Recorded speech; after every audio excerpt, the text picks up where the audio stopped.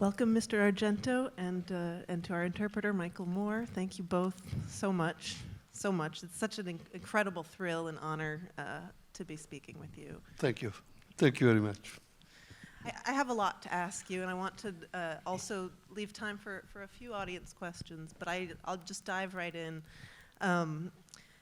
Could you start by talking about how Deep Red functioned as a turning point in your career? I think you were 5 years into your work as a director. You had completed your animal trilogy of gialli, and following a sort of detour with the 5 days, which was more of a historical comedy, you returned to the giallo form with something that is also anticipating your subsequent films, Suspiria and Inferno, and with a bit of supernatural inflection. And so could you just speak about how you approached this sort of pivotal moment and what led you there? Ma perché ho pensato che era il momento di cambiare, e allora di fare dei gialli, certo, sì, però farli in un certo modo diverso, altre ispirazioni. Insomma, ad esempio posso raccontare come mi è venuto in mente questo film.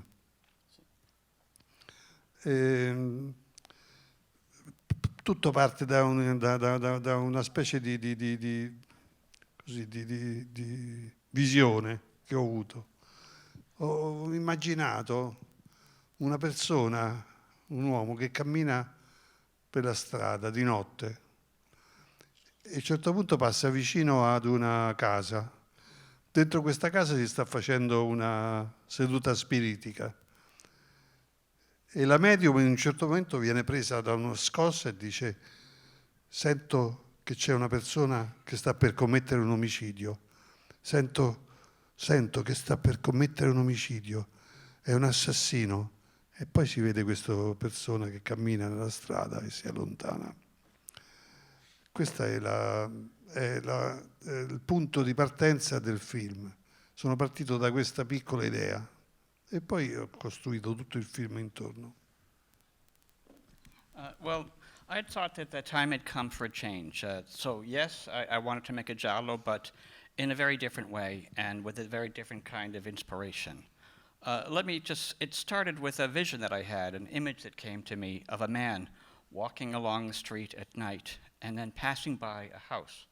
Inside that house there was a seance going on, and a medium who was suddenly struck by something and said, I feel like a crime is going to be committed. And then, I feel like a murder is going to happen. I can feel a murderer. And then you see the man outside disappearing into the distance.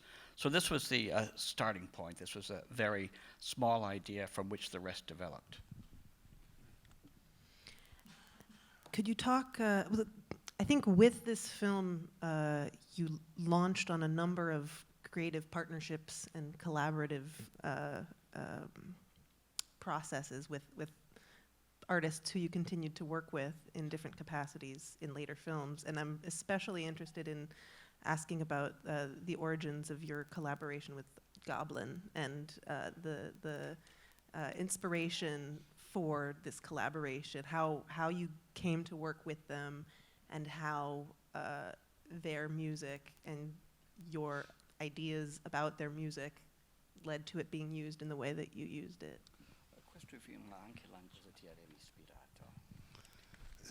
Dunque, io avevo prima un musicista che doveva fare il film, che però mi ha fatto, mentre io giravo, mi ha fatto sentire alcune composizioni che non mi sono piaciute. E allora ho deciso di cambiare, ho detto al mio editore musicale che volevo cambiare e prendere altro musicista. E ho cercato anche in Inghilterra, io ho cercato dappertutto, i grandi musicisti inglesi erano tutti impegnati nei tour, quindi è stato difficile.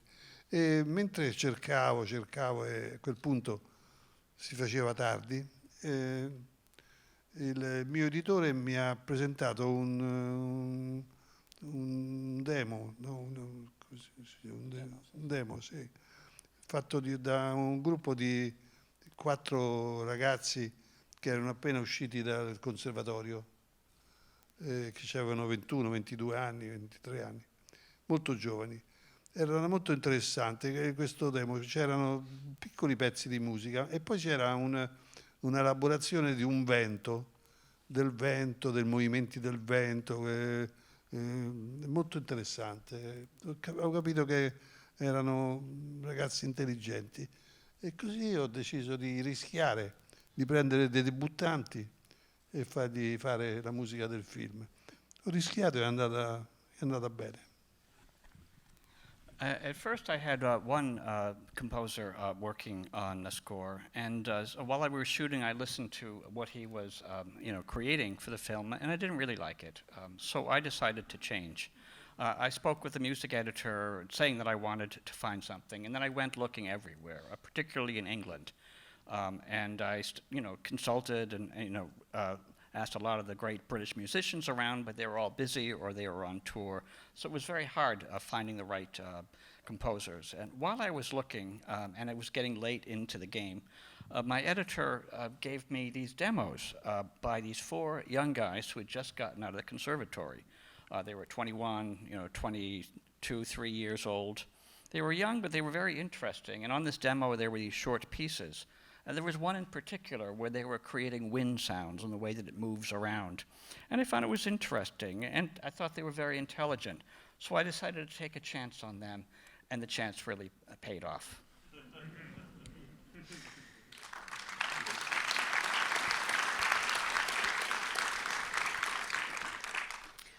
I want to dig in a little more and ask if you could talk about your work with them and what the collaboration was like, how the use of music in the film is so vivid and striking.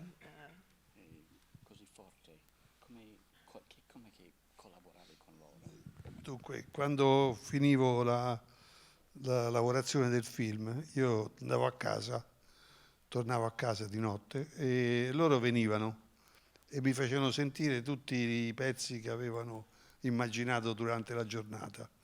E discutevamo, a volte dicevo che erano brutti, che non mi piacevano, insomma è andata avanti per molto tempo. Poi loro l'editore gli ha preso uno studio, un grande studio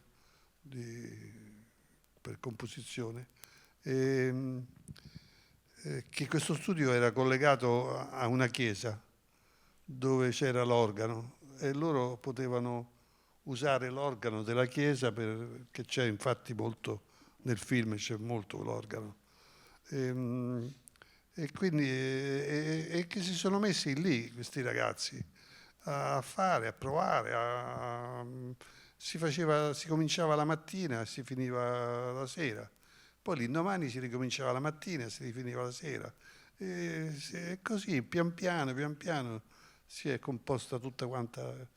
Io ero presente a tutto il lavoro, sono stato vicino a loro e loro volevano appunto la mia approvazione, anche perché erano molto giovani e quindi non è che avessero tanta esperienza e quindi volevano assolutamente la mia approvazione.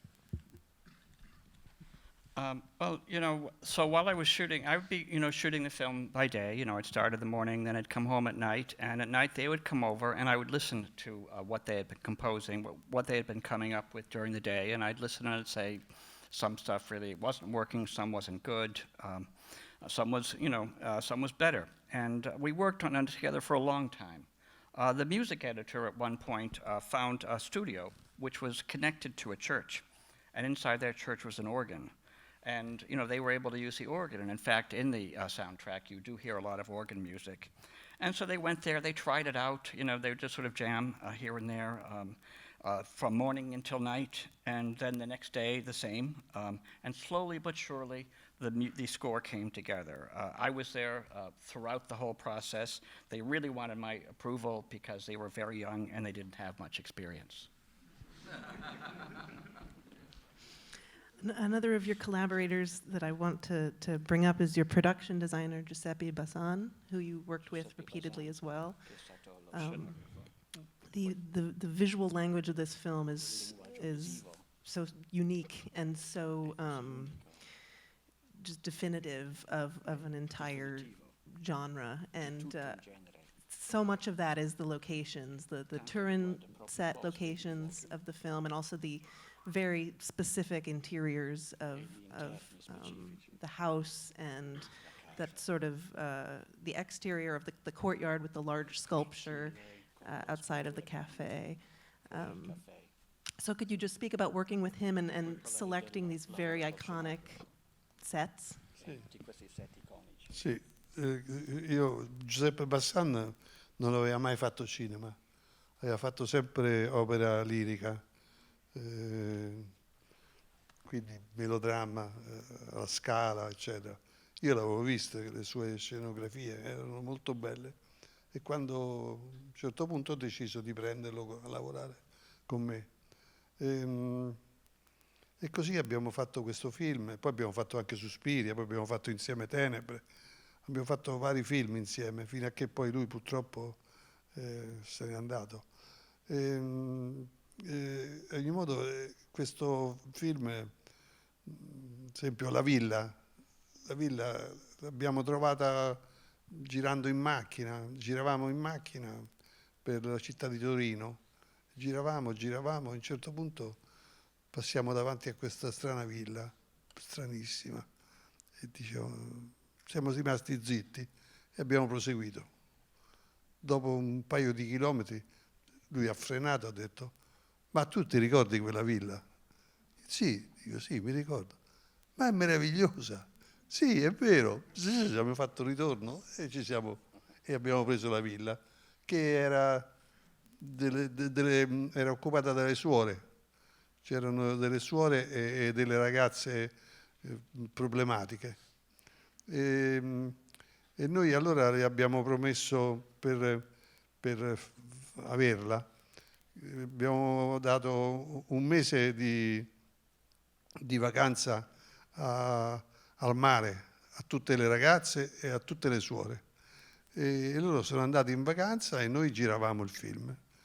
Questa è stata la cosa. Poi ci abbiamo messo, ad esempio, io avevo visto una mostra di Hopper e ho visto questo quadro bellissimo, Night Shift, no? E allora avevo chiesto a Bassan di ricostruirmi questo bar esattamente identico dentro la città, e lui l'ha fatto, è stato bravo. È stata una collaborazione bellissima, che secondo me ha raggiunto il massimo su Suspiria, ha raggiunto proprio il suo massimo. Yeah, Giuseppe Bassan, up until that point, had never worked in the movies. He had always worked in opera, and like at the Scala, and I'd seen some of the sets that he'd designed. And I decided to take him on to make this film, and then later on we worked on Suspiria, on Tenebrae, and we worked until he unfortunately left us. So in terms of finding the locations, the villa, for example, in Turin, we were driving around, and at one point we passed this really weird-looking villa, and we kept on going for another mile and a half. And then he just hit the brakes and he said, "Do you remember that villa that we just passed?" And I said, "Yeah." He said, "That was just absolutely fantastic." So immediately we turned around and we went back. And it turned out that villa was occupied, it was a house that was run by a group of nuns for girls that were in trouble. And so in order to be able to use that house, we gave them a month vacation by the seaside for all the girls and for all the nuns. And during that month, we were able to shoot there. And then in that same period, I'd seen a show of Hopper's paintings, and that famous painting of the Night Cafe. And I told Bassan that I wanted him to reconstruct that exact same cafe, inside the city, and he did. It was a really beautiful collaboration, and I think that it reached its peak, and he reached his peak in Suspiria. something that sets this film apart to me, and in a way also ties it to your newest film, Dark Glasses, is the role of children and childhood specifically as sort of this element that's in tension with the darkness of the giallo themes and tone.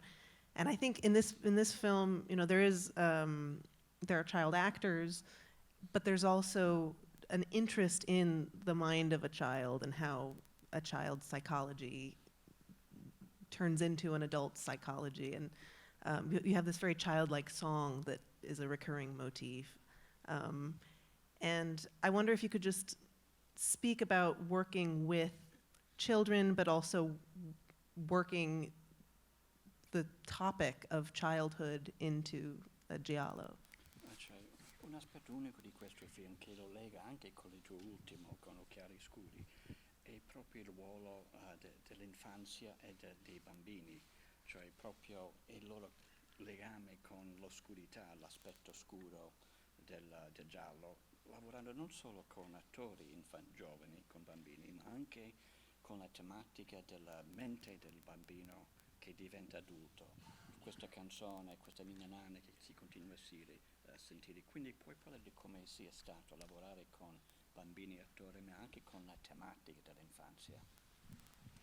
Sì, è molto complicata questa. That's a very complicated question. Sì, sì.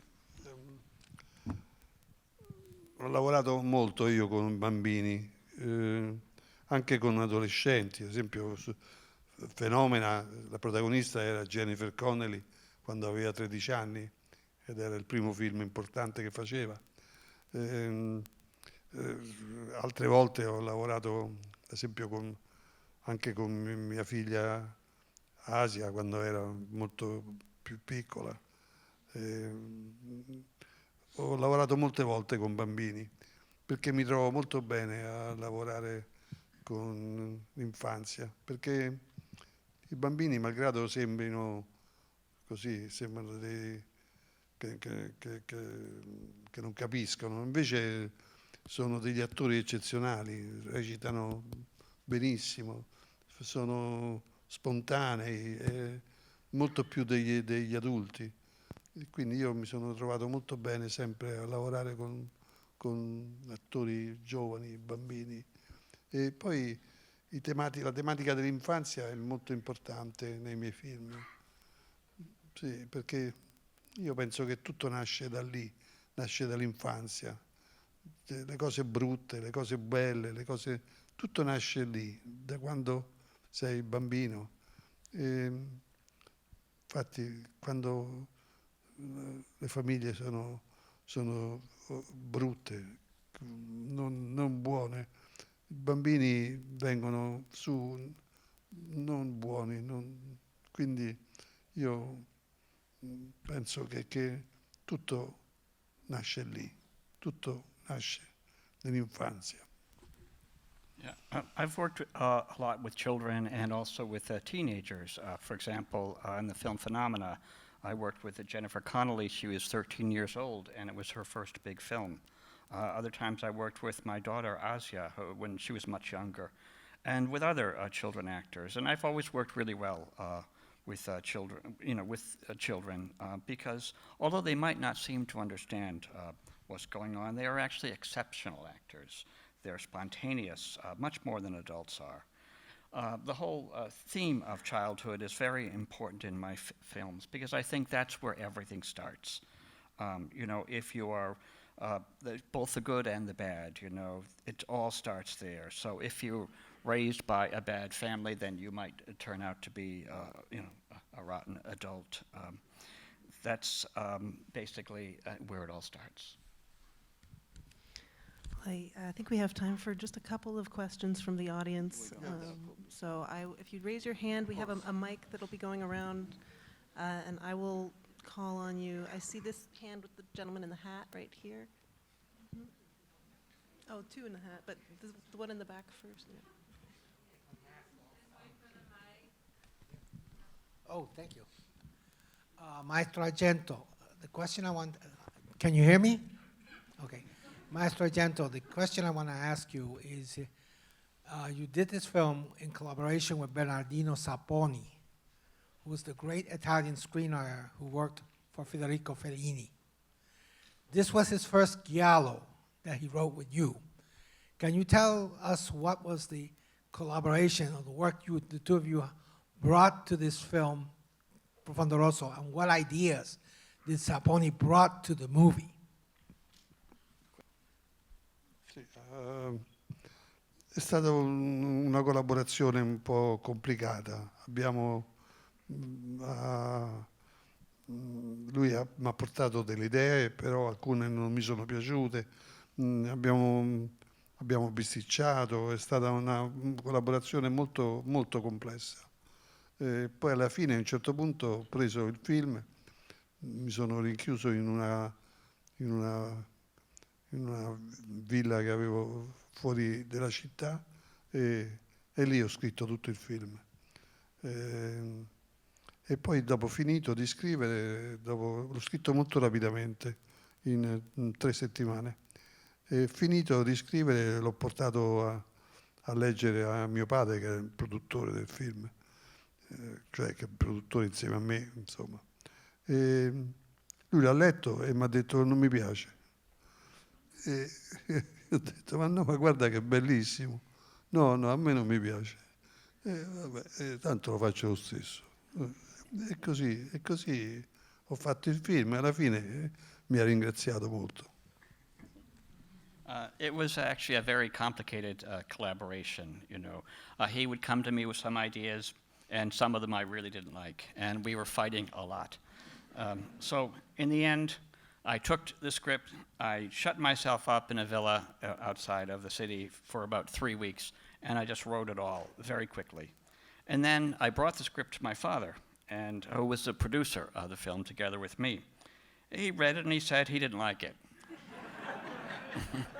I said, why don't you like it? It's beautiful. He says, I don't like it. Well, you know, I went ahead and I made it anyway, and when he saw it, he said, you were right, it is beautiful.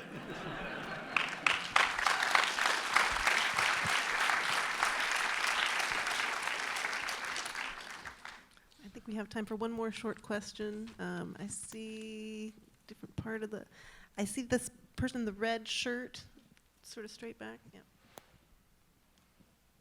Hello, Maestro. I was wondering if you could tell me a moment in your films that people still come up to you and tell them that it scares them, and what is a moment from your life that you feel in your films scares you the most? C'è un momento nei tuoi film dove la gente ti viene sempre a dire che lì ha fatto molto paura, e poi c'è un momento nella tua vita che ti ha fatto più paura.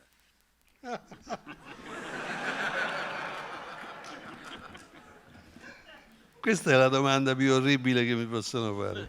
That's the worst question you can ask me. Sì, perché quasi moltissima gente mi chiede che cosa ti fa paura, Dario Argento? A lot of people ask me, what are you scared of, Dario Argento? Many things. Quindi non so che cosa, non so rispondere. Me l'hanno fatta 1000 volte questa domanda. Io ogni volta non ho saputo rispondere, mi dispiace. You know, they've asked me that question 1,000 times, and I've never been able to answer it. My apologies. I think we can squeeze in one more. I see a hand in the back there, in the sort of dark red shirt. Hello. I had a question about the Suspiria films. I was curious with those films, since it's a trilogy, was there ever a plan to make the 3 mothers from each of the films meet in any way in one film in the future? A proposito della trilogia delle madri, hai mai avuto l'idea di mettere insieme tutte e 3 le madri in un solo film? No.